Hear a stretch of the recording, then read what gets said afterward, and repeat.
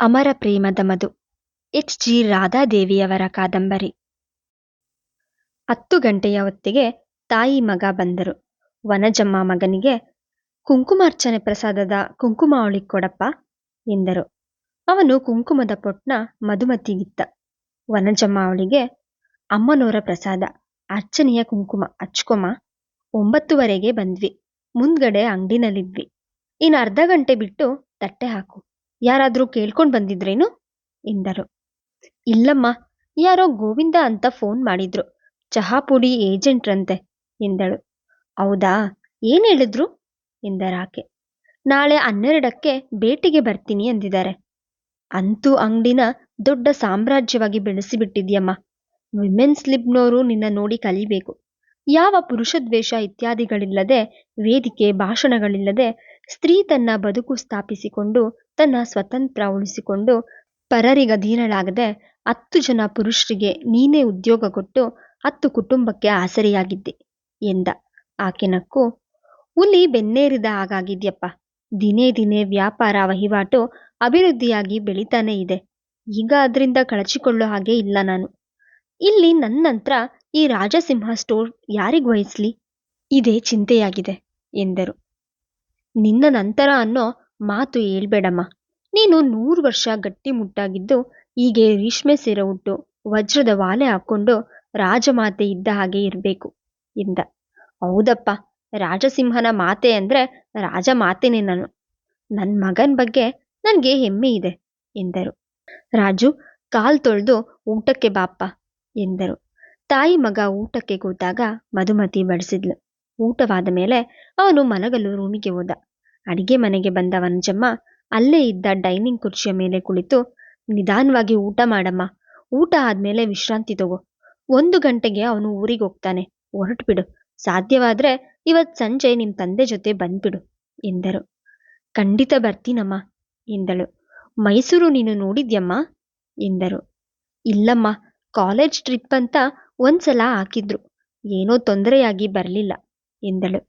ಇನ್ಮೇಲೆ ಮೈಸೂರಲ್ಲೇ ಇರ್ತೀಯಲ್ಲ, ಆಗಾಗ ಅರಮನೆ, ಚಾಮುಂಡಿ ಬೆಟ್ಟ, ಶ್ರೀರಂಗಪಟ್ಟಣ, ನಂಜನಗೂಡು ಎಲ್ಲ ಕಡೆ ಹೋಗ್ತಿರೋಣ ಎಂದರು.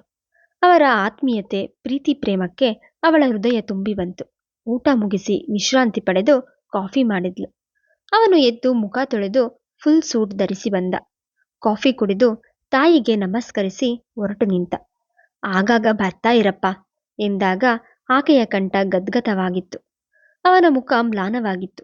ಮಧುಮತಿ ಅವರೊಂದಿಗೆ ಹೆಜ್ಜೆ ಹಾಕಿದ್ಲು. ಕಾರಿನ ಹಿಂದಿನ ಸೀಟಿನಲ್ಲಿ ಕೂದ್ಲು. ಮುಂದೆ ಡ್ರೈವರ್ನ ಪಕ್ಕ ಅವನು ಕೂತ. ನಿನ್ನೆ ಬೆಳದಿಂಗಳು ಹರಡಿದ ಹಾಗೆ ಇತ್ತಪ್ಪ ನೀನ್ ಬಂದಾಗ. ಪೂರ್ಣಚಂದ್ರ ಮನೆಯಲ್ಲಿ ಬಂದಾಗಿರತ್ತೆ. ಜಾಸ್ತಿ ಯಾವ ಯೋಚನೆನೂ ಹಚ್ಕೋಬೇಡಮ್ಮ ಎಂದ. ಸಂಜೆ ಬಾಮ್ಮ ಮಧು ಎಂದು ಅವಳಿಗೂ ನುಡಿದ್ರು. ಕಾರು ಚಲಿಸಿತು. ಈಗ ಮಧುಮತಿ ನಿಶ್ಚಿಂತಳಾಗಿದ್ಲು. ಕಾರು ಬೆಂಗಳೂರು ಕುಮಾರ್ಪೇಟೆ ಬಡಾವಣೆ ತಲುಪಿ ಶ್ರೀ ಗಣೇಶನ ದೇವಸ್ಥಾನದ ಮುಂದೆ ನಿಂತಾಗ ಅವಳು ಇಳಿದ್ಲು. ಅವನು ಇಳಿದ. ಇಲ್ಲಿಂದ ಹೇಗೆ ಹೋಗ್ತೀರಿ ಎಂದ. ಸಿಟಿ ಬಸ್ನಲ್ಲಿ ಹೋಗ್ತೀನಿ ಎಂದಳು. ನಮ್ಮನೆ ವಾತಾವರಣ ಏನನ್ನಿಸ್ತು ನಿಮಗೆ ಎಂದ. ನಿಮ್ ತಾಯಿ ದೇವರಂತೋರು. ಅಪರಿಚಿತಳಾದ ನನ್ನ ಮೇಲೆ ತಾಯ್ತನದ ವಾತ್ಸಲ್ಯದ ಮಮತೆಯನ್ನ ಹರಿಸಿದ್ರು. ಯಾವ ಇಂಟರ್ವ್ಯೂ ಇಲ್ಲದೆ ನನಗೆ 2,000 ರೂಗಳ ಸಂಬಳ ಕೆಲಸ ಕೊಟ್ರು ಎಂದಳು. ಅವನು ಅವಳನ್ನ ಪರೀಕ್ಷಿಸುವಂತೆ, ಆದ್ರೆ ಆ ಕೆಲಸದಿಂದ ನಿಮ್ಮ ಆತ್ಮಾಭಿಮಾನಕ್ಕೆ ಕುಂದು ಅನ್ಸಲ್ವಾ? ಅಡಿಗೆ ಮಾಡು, ಬಡಿಸು, ಈ ಕೆಲಸಕ್ಕೆ BSc ಫಸ್ಟ್ ಕ್ಲಾಸ್ ಮಾಡಿದ್ದೇನಾ ಅನ್ಸ್ಲಿಲ್ವಾ ಎಂದ. ಇಲ್ಲ, ಮೊದಲನೇದಾಗಿ ನನ್ನ ಕ್ವಾಲಿಫಿಕೇಶನ್ ಅಳೆದು ಯಾವ ಸಂಸ್ಥೆ, ಸ್ಕೂಲ್ ಎಲ್ಲಿಯೂ ನನಗೆ ಕೆಲಸ ಸಿಕ್ಕಲಿಲ್ಲ. ಬೇರೆ ಊರಲ್ಲಿ ಒಂದು ಪ್ರೈವೇಟ್ ಸ್ಕೂಲಲ್ಲಿ 1,000 ರು ಸಂಬಳ ಸಿಕ್ಕಿದ್ರು ನನ್ನ ಅಡಿಗೆ, ಊಟ, ತಿಂಡಿ ನಾನೇ ಮಾಡಿಕೊಂಡು 200-300 ಆದ್ರೂ ಉಳಿಸಿ ಮನೆ ಕಳಿಸ್ತಿದ್ದೆ. ಇಲ್ಲಿ ನನ್ನ ಪಾಲಿನ ವರದಾನ ಅನ್ಸತ್ತೆ. ನಮ್ಮ ತಂದೆ ತಾಯಿಯು ಅದೇ ಕಾಂಪೌಂಡ್ನಲ್ಲಿ ವಾಸಿಸ್ಲಿಕ್ಕೆ ಮನೆ ಕೊಡ್ತಿದ್ದಾರೆ. ನಮ್ಮ ತಂದೆ ತಾಯಿಗೂ ವಯಸ್ಸಿನ ಮಗಳನ್ನ ಎಲ್ಲೋ ಬಿಟ್ಟೆ ಅನ್ನೋ ಚಿಂತೆ ಇರಲ್ಲ. ತಂದೆಗೂ ಉದ್ಯೋಗ ಕೊಡ್ತಿದ್ದಾರೆ. ಜೊತೆಗೆ ಒಡತಿ ಆದ್ರೂ ಅವರಿಗೆ ಬಾಸಿಂಗ್ ನೇಚರ್ ಇಲ್ಲ. ಎತ್ತ ತಾಯಿಯ ಒಂದು ಬಗೆಯ ಆತ್ಮೀಯತೆ ಇದೆ. ವಯಸ್ಸಾದ ಅವರಿಗೆ ಸೇವೆ ಮಾಡಿದ್ರೆ ತಪ್ಪೇನು? ನನ್ನ ಆತ್ಮಾಭಿಮಾನಕ್ಕೆ ಯಾವ ಕುಂದು ಇಲ್ಲ. Okay, thank you. ನಿಮಗೆ ಸ್ಯಾಟಿಸ್ಫ್ಯಾಕ್ಷನ್ ಆಗಿದ್ರೆ ಸಂತೋಷ. ಅಮ್ಮನ್ನ ಪ್ರೀತಿಯಿಂದ ಚೆನ್ನಾಗಿ ನೋಡ್ಕೊಳ್ಳಿ. ನೋಡೋಕೆ ಒಬ್ಬ ಜಮೀನ್ದಾರಣಿಯಾಗೆ ದಡೂತಿಯಾಗಿ ಕಂಡು ಬಂದ್ರು ಅಮ್ಮನ ಮನಸ್ಸು ಮಲ್ಲಿಗೆ ಹೂವಿನಷ್ಟು ಮೃದು ಎಂದ. ನಿಮ್ಗೆ ತಾಯಿ, ನನಗೆ ಒಡತಿಗಳಾಗಿವೆ. ಕಾಂಪೌಂಡ್ರಲ್ಲಿ ಕರೆದೊಯ್ದು ಅವಳಿಗೆ ಏನ್ ಹೇಳಿದ್ರೋ ಏನೋ. ಅವಳು ಅಡಿಗೆ ಮನೆ ಕೆಲಸ ವಹಿಸಿಕೊಂಡಾಗ ಅವನಿಗೆ ಅಚ್ಚರಿಯಾಗಿತ್ತು. ಅವಳ ಮನಸ್ಸು ತಿಳಿಯಲು ಕೇಳಿದ ಪ್ರಶ್ನೆಗೆ ಈ ರೀತಿ ಉತ್ತರ ಕೊಟ್ಟು ಅವನ ಮನದ ಚಿಂತೆ ಹರಿಸಿದ್ದಳು. ರಾಜಸಿಂಹ ಮನೆಗೆ ಬಂದಾಗ ಗೋವಿಂದ ಅವನೆದುರು ಬಂದ. ಚಿಕ್ಕ ಸಾಹೇಬ್ರಿಗೆ ಜ್ವರ ಬಂದಿದೆ ಸಾಹೇಬ್ರೆ, ನಿನ್ನೆಯಿಂದ ಗಂಜಿ ಸಹ ಕೊಡ್ತಿಲ್ಲ. 2 ಸಲ ಗಂಜಿ ಕೊಡೋಕ್ ಹೋದೆ, ಮುಖದ ಮೇಲೆ ಚೆಲ್ಲಿದ್ರು. ಔಷಧಿ ಮಾತ್ರೆ ಯಾವುದು ನುಂಗಿಲ್ಲ ಎಂದ. ಅವ್ರ ಅಜ್ಜಿ ಏನ್ ಮಾಡ್ತಿದ್ದಾಳೆ ಎಂದ. ಅವ್ರ ಅಜ್ಜಿ ತಾತ ಎಲ್ಲ ಪ್ರಯತ್ನಿಸಿದ್ರು, ಯಾರ ಮಾತು ಕೇಳಲ್ಲ. ಡಾಕ್ಟರ್ ಬಂದಾಗ ನಾವಿಬ್ರು ಆಳ್ಗಳು ಹಿಡ್ಕೊಂಡ್ವಿ, ಹೇಗೋ ಇಂಜೆಕ್ಷನ್ ಕೊಟ್ರು ಎಂದು ವರದಿ ಮಾಡಿದ. ಸರಿ, ಈಗೇನ್ ಮಾಡ್ತಿದ್ದಾನೆ? ಅವನ ದನಿಯಲ್ಲಿ ತಂದೆಗೆ ಇರಬೇಕಾದ ಯಾವ ಆತಂಕವೂ ಇರಲಿಲ್ಲ. ಚಿಕ್ಕ ಸಾಹೇಬ್ರು ಮಂಪರಿನಲ್ಲಿದ್ದಾರೆ, ತಾತನವರು ಅಲ್ಲೇ ಕೂತಿದ್ದಾರೆ ಎಂದು ಹೇಳಿದ ಗೋವಿಂದ. ತನ್ನ ಕೋಣೆಗೆ ಬಂದ.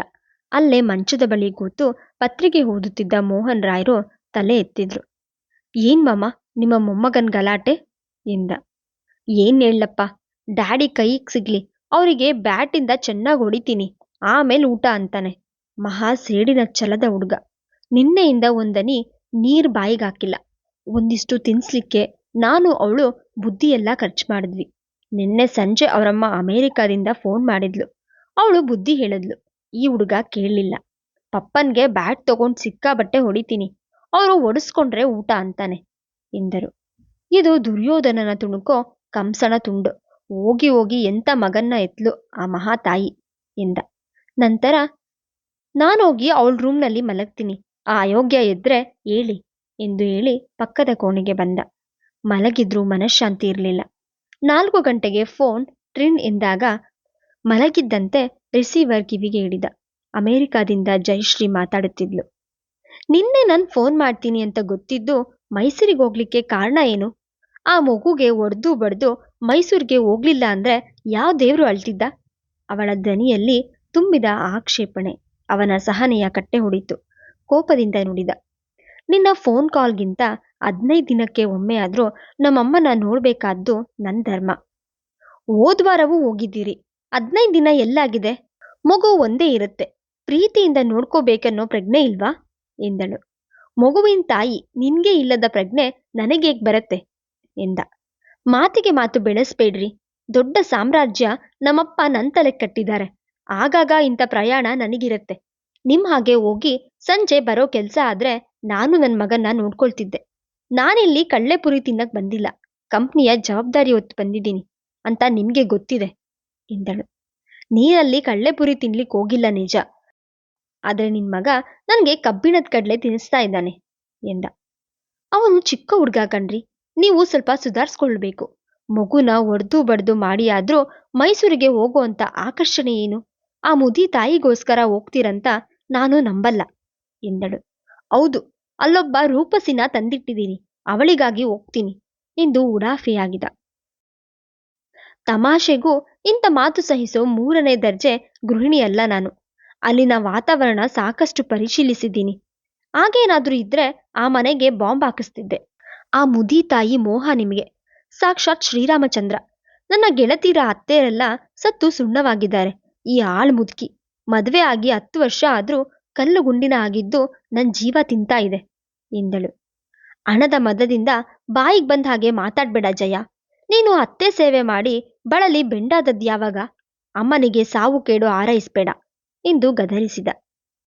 ನಿಮ್ಮಮ್ಮ 100 ವರ್ಷ ಕಲ್ಲು ಗುಂಡಿನಾಗೆ ಬಿದ್ದಿರ್ಲಿ, ನೀವ್ಯಾಕೆ ನನ್ನ ಹೊಟ್ಟೆ ಉರಿಸ್ತೀರಿ ಹೇಳಿ? ಕೈ ಹಿಡಿದ ಹೆಂಡತಿ ಬಗೆಗೂ ಗಂಡನಿಗೆ ಒಂದು ಕರ್ತವ್ಯ ಇದೆ ಅಂತ ನಿಮ್ಗೆ ಗೊತ್ತಿದ್ಯಾ ಎಂದ. ಏನ್ ಕರ್ತವ್ಯ ಲೋಪ ಆಗಿದೆ ನನ್ನಿಂದ ಎಂದ. ಅವಳು ಬುದ್ಧಿ ಹೇಳುವಂತೆ, ನೋಡಿ ರಾಜ್, ನಮ್ಗಿರೋದು 2 ಮಕ್ಕಳು. ಬೇಕಂದ್ರೂ ಮತ್ತು ಮಕ್ಕಳಾಗಲ್ಲ. ನಾನು ಆಪರೇಷನ್ ಮಾಡಿಸ್ಕೊಂಡಿದ್ದೀನಿ. ಇರೋ 2 ಮಕ್ಕಳನ್ನ ಜೋಪಾನವಾಗಿ ನೋಡ್ಕೋಬೇಕಾದ್ದು ನಮ್ಮ ಕರ್ತವ್ಯ. ಆ ಮಗುಗೆ ಸಿಕ್ಕಾಬಟ್ಟೆ ಹೊಡೆದು ಅವನು ಜ್ವರದಲ್ಲಿ ಮಲಗಿದ್ದಾನೆ ಅಂದ್ರೆ ಏನರ್ಥ? ನಾಳೆ ಆ ಮಗುಗೆ ಏನಾದ್ರೂ ಆದ್ರೆ ಆ ಜವಾಬ್ದಾರಿ ನೀವು ಹೊತ್ಕೋಬೇಕಾಗತ್ತೆ ಎಂದಳು.